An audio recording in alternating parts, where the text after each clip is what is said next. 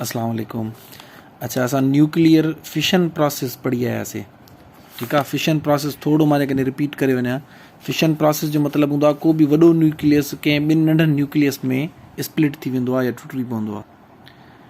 ठीकु आहे। Fission process जो मतिलबु हूंदो आहे को वॾो न्यूक्लियस ॿिनि नंढनि न्यूक्लियस में स्प्लिट थी वेंदो आहे। तव्हांखे उन लाइ मां पढ़ाया हुउमि त फिशन प्रोसेस में असां यूरेनियम यूज़ कंदा आहियूं। यूरेनियम जो जेको एटॉमिक नंबर आहे उहो 92 आहे ऐं हिन जा एटॉमिक मास डिफरेंट हूंदो आहे। तव्हांखे ॿुधायां त 234 खां स्टार्ट थींदो आहे ऐं अॻिते हुन जी मुख़्तलिफ़ रेंज आहे। जेको न्यूक्लियर रिएक्टर में यूज़ थींदो आहे उहो 235 हूंदो आहे। ठीकु आहे। यूरेनियम 235। हाणे इनखे जॾहिं असां स्प्लिट कंदा आहियूं त इहो कंहिं में चेंज थी वेंदो आहे, हिकु क्रिप्टॉन में ऐं प्लस बेरियम में। ठीकु आहे। ॿ नंढा न्यूक्लियस आहिनि जंहिंमें इहो छा थी वेंदो आहे, स्प्लिट थी वेंदो आहे। इहे वॾो हूंदो आहे ऐं इन जे मथां छा थींदो आहे, इन जे मथां हिकिड़ो न्यूट्रॉन आहे। इहो प्रोसेस थींदो कीअं आहे, ईअं न हूंदो आहे त इहो पियो हूंदो आहे, पाण सॼो इहो पढ़ी आहियूं। इन जे मथां हिकिड़ो न्यूट्रॉन जेको आहे बम्बार्ड कराईंदा आहियूं या इंजेक्ट कराईंदा आहियूं उन न्यूक्लियस में, त उन सां अनस्टेबल थी वेंदो आहे ऐं ॿिनि नंढनि न्यूक्लियस में टुटी पवंदो आहे, कंहिंमें क्रिप्टॉन में ऐं बेरियम में। ठीकु आहे। हाणे क्रिप्टॉन जेको आहे उहो 36 नंबर ते आहे, 36, ऐं इन जे अंदरि जेको आहे इन जो एटॉमिक मास घणो हूंदो आहे, 89। अहिड़े तरीक़े सां बेरियम जेको आहे उहो 56 नंबर ते हूंदो आहे, यानी कि 56 इन जे अंदरि प्रोटॉन हूंदा आहिनि ऐं न्यूट्रॉन ऐं प्रोटॉन मिलाए करे इन जे अंदरि 144 हूंदा आहिनि। सो तव्हां इन जी टोटल कैलकुलेशन कंदो, यानी टोटल 235 हुया न, हिकिड़ो न्यूट्रॉन ॿियो अची वेंदुसि जंहिंमें 92 कटिजी वेंदा, बाक़ी जेको बि नंबर बचे उन्हनि में तव्हां कैलकुलेशन कंदो त हिन जा मथां जेको आहे सो 3 न्यूट्रॉन बची पवंदा आहिनि। ठीकु आहे। 3 न्यूट्रॉन ऐं प्लस में तमामु घणी एनर्जी। हाणे जेके 3 न्यूट्रॉन हूंदा आहिनि इहे वरी छा कंदा आहिनि, ज़ाहिरी ॻाल्हि आहे हिकिड़ो त यूरेनियम न हूंदो आहे न, 3 ॿिया हूंदा, इहे 3 न्यूट्रॉन ॿियनि 3 यूरेनियम ॾे वेंदा, यानी कि इहो चेन प्रोसेस हूंदो आहे। वरी हिन में हिकिड़ो यानी कि इंजेक्ट थी वेंदो ऐं हिन खे वधीक फर्दर वरी स्प्लिट कंदो, हिन मां वरी 3 न्यूट्रॉन ॿिया निकिरंदा, वरी हे हिन में हिकिड़े यूरेनियम जी ॻाल्हि कयूं पिया, अॻिते ॿिया यूरेनियम बि त हूंदा न।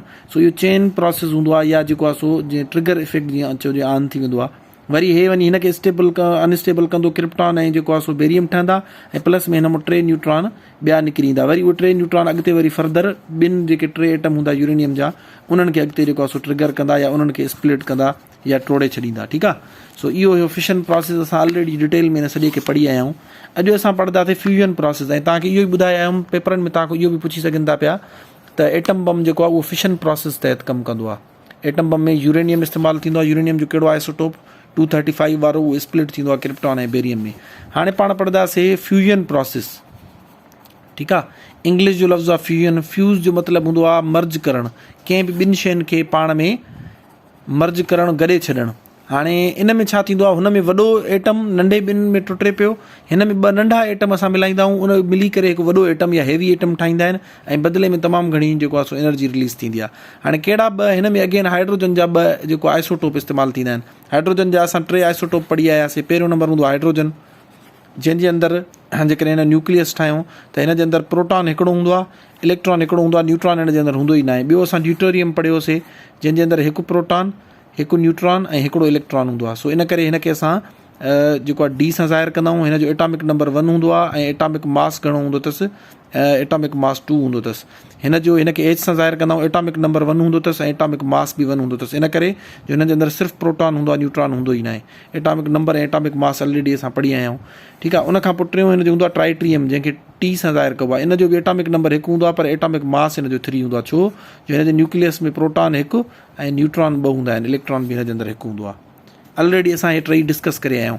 हाणे हिन जो हाइड्रोजन वारो जेको आइसोटोप आहे इहो इस्तेमालु न थींदो। हाइड्रोजन जा जेके 2 ॿिया आइसोटोप आहिनि, यानी ड्यूटेरियम ऐं ट्राइट्रियम, फ्यूजन प्रोसेस में इहे इस्तेमालु थींदा आहिनि। ठीकु आहे। फ्यूजन प्रोसेस में कीअं थींदो आहे तव्हांखे मां सम्झायां थो।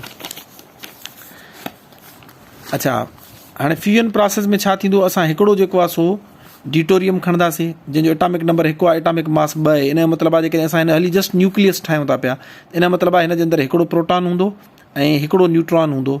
2 मिलाईंदा त 1 ऐं 1 घणा थी वेंदा, 2 in atomic number atomic mass 2 आहे ऐं इलेक्ट्रॉन बि हिन जे अंदरि घणो हूंदो, हिकिड़ो ई हूंदो।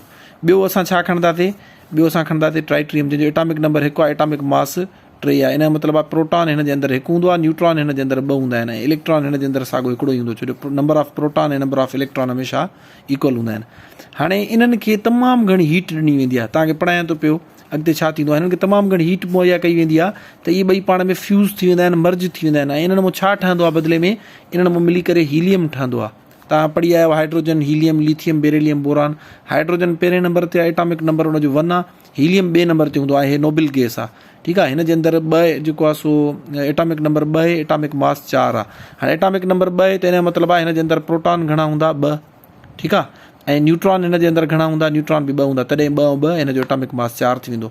ऐं इलेक्ट्रॉन हिन जे अंदरि घणा हूंदा, इलेक्ट्रॉन बि 2 हूंदा। हाणे अचो त कैलकुलेशन कयूं था, प्रोटॉन 2 हुया, हेॾे बि 2 प्रोटॉन प्रोड्यूस थिया, बिल्कुलु सही आहे। अच्छा, न्यूट्रॉन असां गौर कंदासीं त न्यूट्रॉन हिकिड़ो हिते ऐं 2 हिते, टोटल 3 न्यूट्रॉन हुजणु खपनि। हिते आया घणा आहिनि, 2। हाणे इहो law of conservation of mass जे ख़िलाफ़ु असां चयो आहे त मास हमेशह बराबरि रहंदो आहे। सो इन जो मतिलबु आहे हिकु हितां 2 बाक़ी हिकिड़ो न्यूट्रॉन बची पवंदो आहे। यानी कि जॾहिं असां हिननि खे तमामु घणी हीट ॾेई ड्यूटोरियम ऐं ट्राइट्रियम खे उन्हनि खे पाण में मर्ज कंदा आहियूं या उनखे फ्यूज़ कंदा आहियूं पाण में, फ्यूजन प्रोसेस अकर थींदो आहे या अमल जेको आहे सो अमल में ईंदो आहे, त उन मां हीलियम ठही वेंदो आहे ऐं प्लस में हिकिड़ो न्यूट्रॉन ठहंदो आहे। ठीकु आहे, ऐं प्लस में तमामु घणी एनर्जी रिलीज़ थींदी आहे। हाणे उहा एनर्जी कीअं रिलीज़ थींदी आहे उनखे बाद में सम्झूं था। हाणे इन में छा थींदो, इन प्रोसेस खे चइबो आहे फ्यूजन प्रोसेस। जॾहिं 2 small nucleus they fuse together या they merge with each other and they जेको आहे मेक ए हेवियर या लार्जर एटम, कहिड़ो, हीलियम। हाणे हिन सॼी प्रोसेस खे पाण छा चवंदासीं, फ्यूजन। ऐं इहो प्रोसेस हाइड्रोजन बम में फॉलो कयो वेंदो आहे। ठीकु आहे, पहिरियों एटॉमिक बम ठहियो हुयो, एटम बम ठहियो हुयो कॾहिं 1945 में। पहिरियों एटॉमिक बम अमेरिका ठाहियो हुयो ऐं उहो जापान जे 2 शहरनि हिरोशिमा ऐं नागासाकी जे मथां किरायो आहे। ठीकु आहे, उनखां पोइ वरी तक़रीबन मुंहिंजे ख़्याल में, सही मूंखे एग्ज़ैक्ट यादि न आहे, पर घणो करे 1954 में यानी 1950s में, 54, 55, 56 हिते किथे हाइड्रोजन बम ठाहियो वियो। हाणे हाइड्रोजन बम जेको आहे एटम बम खां 100 गुना वधीक ताक़तवर हूंदो आहे। हे लेटेस्ट टेक्नोलॉजी आहे, यानी कि हे फिशन प्रोसेस तहत कमु कंदो आहे ऐं हाइड्रोजन बम फ्यूजन प्रोसेस तहत कमु कंदो आहे। पर हाइड्रोजन बम खे 2 जेके न्यूक्लियस आहिनि इन्हनि खे पाण में मर्ज करण जे लाइ तमामु घणी एनर्जी जी ज़रूरत पवंदी आहे। ईअं खणी चऊं त हिकिड़ो नंढड़ो एटम बम हल्कड़ो हिन सां ठाहे करे उहो उते फोड़ियो वेंदो आहे, उन्हनि मां जेका हिनखे एनर्जी मिलंदी आहे, पोइ हे जेको आहे सो वर्क थींदो आहे। हे बि चेन प्रोसेस हूंदो आहे ऐं हे एटम मर्ज थींदा वेंदा आहिनि ऐं बदिले में, यानी कि जीअं हूंदो आहे न जेको आहे सो शींहं खे पकड़ण जे लाइ बकरी कुर्बान कई वेंदी आहे, ईअं थोरी हली हिनखे एनर्जी ॾिनी वेंदी आहे, नंढो एटम बम ठाहे उहो जेको आहे सो उते जेको आहे सो उनजो धमाको कयो वेंदो आहे, उन मां हिनखे एनर्जी मिलंदी आहे ऐं हे मर्ज थी करे ऐं जेको आहे हाइड्रोजन बम ठहंदो आहे। वरी उन मां तमामु घणी एनर्जी जेको आहे रिलीज़ थींदी आहे। हाणे केतिरी एनर्जी रिलीज़ थींदी आहे उहो सम्झो, हिन मां 1 मिलियन TNT। हाणे TNT छा आहे, ट्राई नाइट्रोटोलीन। ठीकु आहे, T for try, N for nitro, T for टोलीन। ठीकु आहे, स्पेल अलाए छा बि अथव, TNT। हाणे आम जेको धमाका ख़ेज़ मवादु हूंदो आहे न, जेको आम बमनि में इस्तेमालु थींदो आहे, हुते तव्हां ॿुधायो धमाको थियो, उन में जेको आहे TNT इस्तेमालु थींदो आहे। अक्सर लफ़्ज़ तव्हां ॿुधा बि हूंदो, TNT धमाका, उहा TNT हूंदो आहे ट्राई नाइट्रोटोलीन। हाणे इहो जेको एटम बम पहिरियों किरायो वियो हुयो हिरोशिमा ऐं नागासाकी में, उहो 65,000 किलो, माना जेकॾहिं आम मादो हुजे हा, हाणे फ़र्क़ु सम्झिजो हिन जो, यानी कि 65,000 किलोग्राम जो, 65,000 किलोग्राम माना जेको आहे सो 56,000 kg वज़न जो जेको आहे सो एटम बम हुयो। माना जेकॾहिं उहो एटम बम हुयो फ्रिज जी साइज़ जो, आम जेका रेफ्रिजरेटर हूंदी आहे न उन जी साइज़ जो, पर जेकॾहिं उहो TNT जी सूरत में हुजे हा, यानी कि उन मां जेतिरी एनर्जी ख़ारिज थी जेको 1945 में एटम बम किरायो वियो जापान जे मथां, उन मां जेतिरी जेका एनर्जी जेका ख़ारिज थी, हाणे उहो एटम बम हुयो फ्रिज जी साइज़ जो, पर जेकॾहिं उहो साॻी एनर्जी ओतिरी असां रिलीज़ करणु चाहियूं आम धमाका ख़ेज़ मवादु TNT मां, त असांखे 65,000 किलो TNT जी ज़रूरत पई आहे।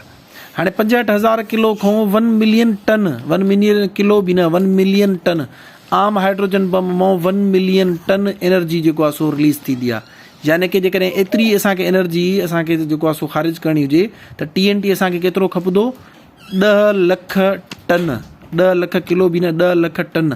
टन मुंहिंजे ख़्याल में जेको आहे सो मूंखे सही यादि न आहे, हिकिड़े मण में जेको आहे 40 किलो पवंदा आहिनि ऐं वरी टन में केतिरा kg पवंदा आहिनि, 25-26 जेको आहे सो मण पवंदा आहिनि, उहो मूंखे एग्ज़ैक्ट यादि न आहे। बहरहाल माना तव्हांखे सिर्फ़ु एक कंपेरिज़न ॿुधायां थो पियो, जेकॾहिं असां किलोज़ में कढंदासीं 1 करोड़ किलो जेको आहे उनजे बराबरि सिर्फ़ु हिकिड़ो हाइड्रोजन बम हूंदो आहे आम धमाका ख़ेज़ मवाद जे मुक़ाबले में। सो हाइड्रोजन बम एॾो ताक़तवर हूंदो आहे ऐं इहो कहिड़े प्रोसेस तहत कमु कंदो आहे, इहो फ्यूजन प्रोसेस तहत कमु कंदो आहे। ठीकु आहे, हाणे इहो असां छो पढ़ूं पिया फिशन ऐं फ्यूजन, इहो तव्हांजे 10वीं जी फिज़िक्स में पूरो चैप्टर आहे। ठीकु आहे, 10वीं जी फिज़िक्स में पूरो चैप्टर आहे जंहिंमें तव्हांजो atom bomb, hydrogen bomb, fission process ऐं फ्यूजन प्रोसेस इहे सभु ॾिनल आहिनि। इन मां तव्हांखे मुख़्तलिफ़ क़िस्म जा, जीअं तव्हांखे चई सघनि था त जेको फिशन प्रोसेस हूंदो आहे या एटम ठाहे वेंदो आहे उन में कहिड़ी यूरेनियम जो कहिड़ो आइसोटोप इस्तेमालु कयो वेंदो आहे, या वरी फ्यूजन प्रोसेस में तव्हां पुछी सघनि था पिया त हाइड्रोजन जा कहिड़ा आइसोटोप इस्तेमालु थींदा आहिनि, त उन में ड्यूटेरियम ट्राइट्रियम, ठीकु आहे, ऐं ठहंदो छा आहे हीलियम, प्लस में हिकु न्यूट्रॉन रिलीज़ थींदो आहे, हिकिड़ी तमामु घणी एनर्जी रिलीज़ थींदी आहे। हाणे एनर्जी खे कैलकुलेट करण जे लाइ तक़रीबन 1903 में या 1905 में, तव्हांखे एग्ज़ैक्ट डेट ॿुधायां थो, आइंस्टाइन जेको दुनिया जो ज़हीन तरीन दिमाग़ सम्झो वेंदो आहे, घणो करे 1903 में इन हिकिड़ो फार्मूलो ॾिनो हो E=mc²। हाणे E=mc² छा आहे, चए थो त मास जॾहिं बि एनर्जी में कन्वर्ट थींदो आहे त उहो छाजे बराबरि हूंदो आहे, चए थो जेतिरो मास हुजे उनजो वज़न कंदो, उनखे मल्टीप्लाए कंदो, सी छा आहे, सी आहे स्पीड ऑफ लाइट। हाणे स्पीड ऑफ लाइट केतिरी आहे, वीडियो लंबो थी वियो आहे, नेक्स्ट वीडियो में तव्हांखे सम्झायां थो।